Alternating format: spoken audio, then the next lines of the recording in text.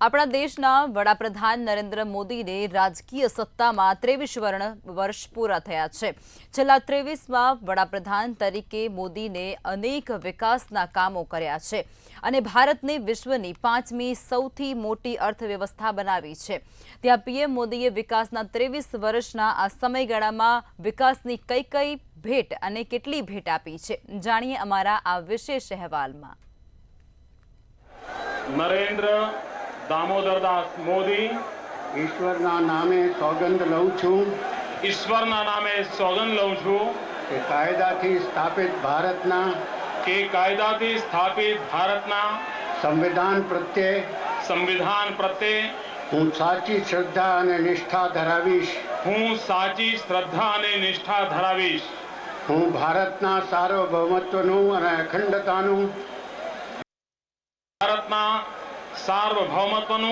અને અખંડતાનું સમર્થન કરીશ અને હું ગુજરાત રાજ્યના મુખ્યમંત્રી તરીકેના મારા કર્તવ્યો શ્રદ્ધાપૂર્વક અને અંતઃકરણપૂર્વક બજાવીશ। વડાપ્રધાન નરેન્દ્ર મોદીએ સત્તામાં 23 વર્ષ કર્યા પૂર્ણ। 23 વર્ષમાં પીએમ મોદીએ કર્યા અનેક વિકાસના કામ। 7 ઓક્ટોબરે 2001માં લીધા હતા પ્રથમ વખત શપથ। 13 વર્ષ સુધી ગુજરાતના મુખ્યમંત્રી રહ્યા પીએમ મોદી। 10 વર્ષથી વડાપ્રધાન પદ સંભાળી રહ્યા છે નરેન્દ્ર મોદી। ગુજરાતમાં મુખ્યમંત્રી તરીકે કર્યા અનેક વિકાસના કામ। વિકાસ નીતિઓની શ્રેણી શરૂ કરી નવો આકાર આપ્યો। 7 થી 15 ઓક્ટોબર દરમિયાન યોજાશે વિકાસ સપ્તાહ। વડાપ્રધાન નરેન્દ્ર મોદી સોમવારે સત્તામાં 23 વર્ષ પૂર્ણ કરી રહ્યા છે। તેઓ પ્રથમ 13 વર્ષ સુધી ગુજરાતના મુખ્યપ્રધાન હતા અને ત્યાર પછી તેઓ 10 વર્ષ વધુ સમય સુધી સતત વડાપ્રધાન પદ સંભાળી રહ્યા છે। મોદીએ 23 વર્ષ પહેલા 7 ઓક્ટોબર 2001ના રોજ ગુજરાતના 14મા મુખ્યમંત્રી તરીકે શપથ લઈ અને પ્રથમ વખત સત્તા સંભાળી હતી। મોદી ગુજરાતના સૌથી લાંબા સમય સુધી સેવા આપતા મુખ્યમંત્રી રહ્યા હતા। બાદમાં 26 મે 2014ના રોજ જ્યારે 2014ની લોકસભા ચૂંટણીમાં ભાજપને પૂર્ણ બહુમતી મળી ત્યારે તેમણે દેશના 14મા વડાપ્રધાન તરીકે શપથ લીધા હતા। જવાહરલાલ નહેરુ અને ઇન્દિરા ગાંધી પછી મોદી સૌથી લાંબા સમય સુધી પ્રધાન પદ પર રહ્યા છે। નહેરુ 6130 દિવસ અને ઇન્દિરા ગાંધી 5829 દિવસ વડાપ્રધાન રહ્યા હતા। મોદી સતત ત્રીજા કાર્યકાળ સાથે 3786 દિવસ સુધી વડાપ્રધાન રહ્યા છે। 7 ઓક્ટોબર 2001ના રોજ ગુજરાતના મુખ્યમંત્રી તરીકેનો કાર્યભાર સંભાળ્યો અને ત્યારથી નરેન્દ્ર મોદીએ વિકાસ નીતિઓની શ્રેણી શરૂ કરી જેણે રાજ્યને નવો આકાર આપ્યો છે।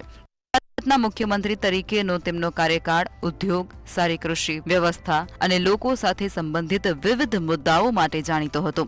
તેમની સરકારે જળ સંરક્ષણથી લઈ અને સ્વચ્છતા સુધીની દરેક બાબતમાં દાખલો બેસાડ્યો। ગુજરાતના મુખ્યમંત્રી તરીકેના તેમના કાર્યકાળ દરમિયાન જળ સંરક્ષણને પ્રાથમિકતા આપવામાં આવી હતી તેમજ પીએમ મોદીએ સ્વચ્છતાને જાહેર અભિયાન બનાવ્યું હતું। નિર્મળ ગુજરાત પહેલ સાથે જેનો હેતુ સમુદાય સંચાલિત પ્રયત્નો દ્વારા ખુલ્લામાં શૌચને દૂર કરવાનો હતો। આ વિચારસરણીએ વર્ષ 2014માં રાષ્ટ્રવ્યાપી સ્વચ્છ ભારત મિશનનો પાયો નાખ્યો હતો। મુખ્યમંત્રી તરીકે મોદીએ લોહા અભિયાનનું પણ નેતૃત્વ કર્યું હતું જે અંતર્ગત સરદાર વલ્લભભાઈ પટેલને શ્રદ્ધાંજલિ આપવા સ્ટેચ્યુ ઓફ યુનિટીના નિર્માણ માટે લોખંડ એકત્ર કરવામાં આવ્યું હતું। આ અભિયાનમાં 3 લાખથી વધુ ગામોએ ભાગ પણ લીધો હતો। મોદીના પર્યાવરણીય પ્રયાસોમાં વન મહોત્સવ, વૃક્ષારોપણ ઉત્સવ અને એક પેડ માં કે નામનો સમાવેશ થાય છે જેણે દેશભરમાં 800 મિલિયન વૃક્ષો વાવવાની પ્રેરણા આપી હતી।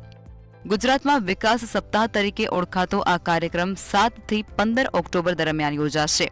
તે વર્ષ 2001માં ગુજરાતના મુખ્યમંત્રી બન્યા ત્યારથી નરેન્દ્ર મોદી દ્વારા કરવામાં આવેલી મુખ્ય સિદ્ધિઓને પ્રકાશિત કરશે।